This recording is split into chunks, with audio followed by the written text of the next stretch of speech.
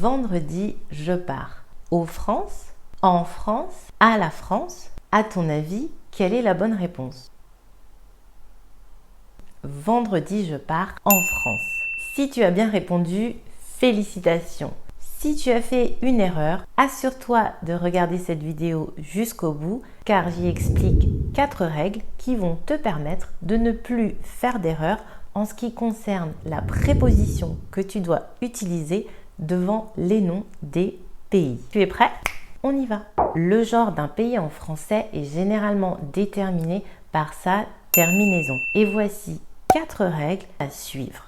Règle numéro 1. La plupart des pays se terminant par un E sont féminins. Par exemple, la France, l'Algérie, la Russie, la Pologne, la Chine.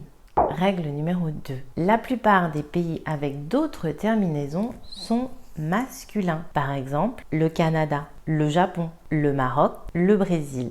Règle numéro 3. Il existe 6 exceptions à ces règles. En effet, il y a 6 pays qui se terminent par un E, mais qui sont masculins. Et je te garantis que si tu apprends ces exceptions, tu feras beaucoup moins de fautes en ce qui concerne les prépositions et les articles à utiliser avec les pays.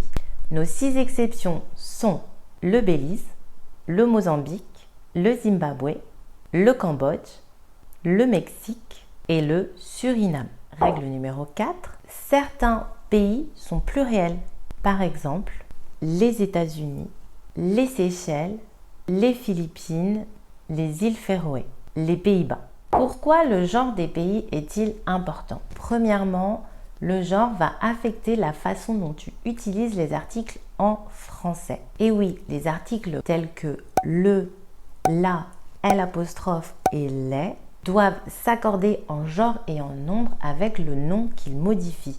Donc, si tu parles d'un pays masculin, tu devras utiliser le ou l'apostrophe. Pour un pays féminin, la ou l'apostrophe. Pour le pluriel des pays, tu devras utiliser les. Deuxièmement, le genre du pays va t'aider à choisir la préposition qui convient devant le pays en question. Pour les pays masculins, tu devras utiliser au.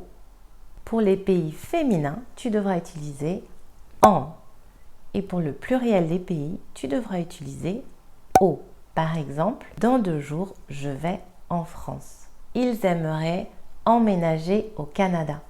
Il a passé 1 an aux États-Unis. Si tu ne veux plus commettre de fautes concernant le genre des pays, n'oublie pas de mémoriser les 6 exceptions que nous avons vues aujourd'hui. Si tu veux arrêter de faire des fautes en français, assure-toi de regarder cette vidéo. Et si tu aimes les quiz, essaye ça.